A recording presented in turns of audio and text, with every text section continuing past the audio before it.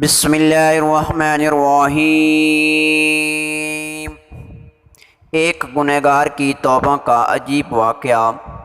غزوہ خیبر کے موقع پر ایک چرواہا حضور اقدس صلی اللہ علیہ وسلم کی خدمت میں آیا۔ وہ یہودیوں کی بکریاں چرایا کرتا تھا۔ اس چرواہے نے جب دیکھا کہ خیبر کے باہر مسلمانوں کا لشکر ٹھہرا ہوا ہے، اس کے دل میں خیال آیا کہ میں جا کر ان سے ملاقات کروں اور دیکھوں کہ یہ مسلمان کیا کہتے ہیں اور کیا کرتے ہیں۔ چنانچہ بکریاں چراتا ہوا مسلمانوں کے لشکر میں پہنچا اور ان سے پوچھا کہ تمہارے سردار کہاں ہیں؟ صحابہ کرام نے بتایا کہ ہمارے سردار حضور صلی اللہ علیہ وسلم اس خیمے کے اندر ہیں۔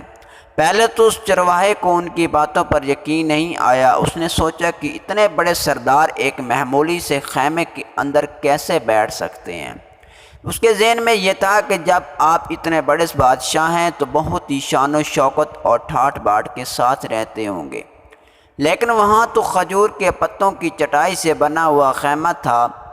خیر، وہ اس خیمے کے اندر آپ سے ملاقات کے لیے داخل ہوا اور آپ سے ملاقات کی اور پوچھا کہ آپ کیا پیغام لے کر آئے ہیں اور کس بات کی دعوت دیتے ہیں۔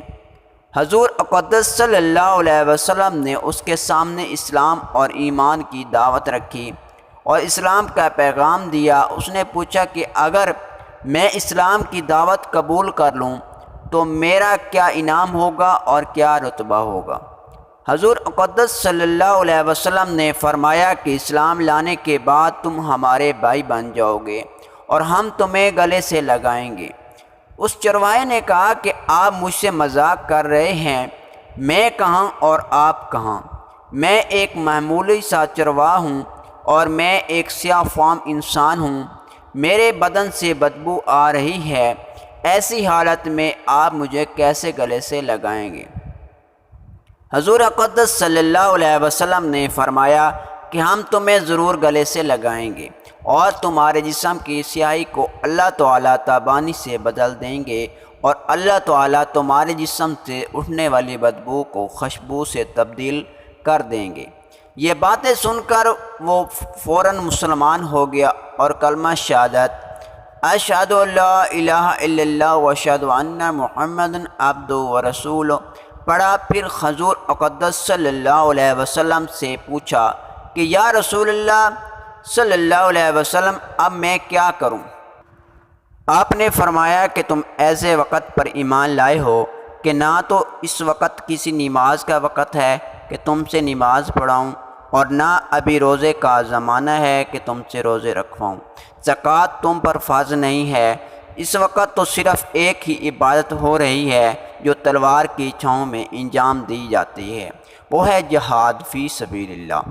اس چرواہے نے کہا یا رسول اللہ صلی اللہ علیہ وسلم، میں اس جہاد میں شامل ہو جاتا ہوں، لیکن جو شخص جہاد میں شامل ہوتا ہے اس کے لیے دو میں سے ایک صورت ہوتی ہے، غازی یا شہید۔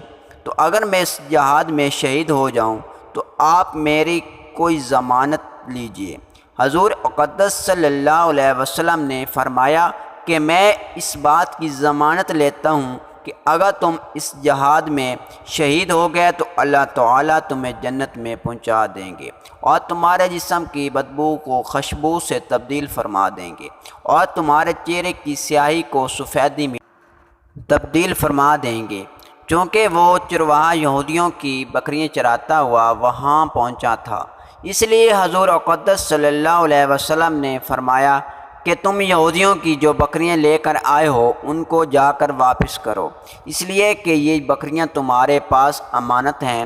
اس سے اندازہ لگائیں کہ جن لوگوں کے ساتھ جنگ ہو رہی ہے، جن کا محاصرہ کیا ہوا ہے، ان کا مال غنیمت ہے، لیکن چونکہ وہ چرواہا بکریاں معاہدے پر لے کر آیا تھا، اس لیے آپ صلی اللہ علیہ وسلم نے حکم دیا کہ پہلے وہ بکریاں واپس کر کے آؤ، پھر آ کر جہاد میں شامل ہونا۔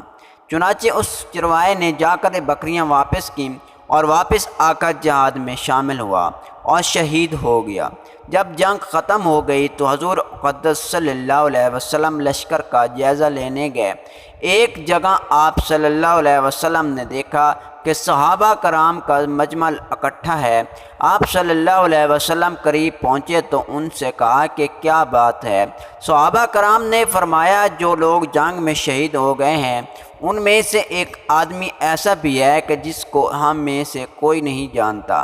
آپ صلی اللہ علیہ وسلم نے فرمایا کہ مجھے دکھاؤ۔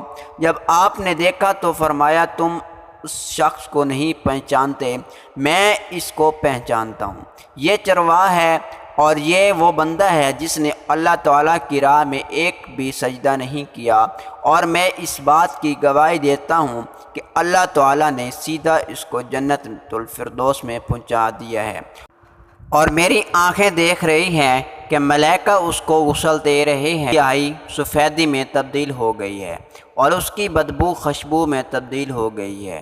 اندازہ کیجئے اگر کچھ عرصہ پہلے اس چرواہے کو موت آ جاتی تو سیدھا جہنم میں چلا جاتا، اور اب اس حالت میں موت آئی کہ ایمان لا چکے ہے اور سرکار دو عالم صلی اللہ علیہ وسلم کا غلام بن چکا ہے، تو اس کے گزشتہ تمام گناہ معاف اور جنت اس کا ٹھکانہ ہے۔ سبحان اللہ۔ دعا ہے اللہ تعالی ہمیں بھی دین کی باتیں سمجھنے کی توفیق عطا فرمائے، آمین یا رب العالمین۔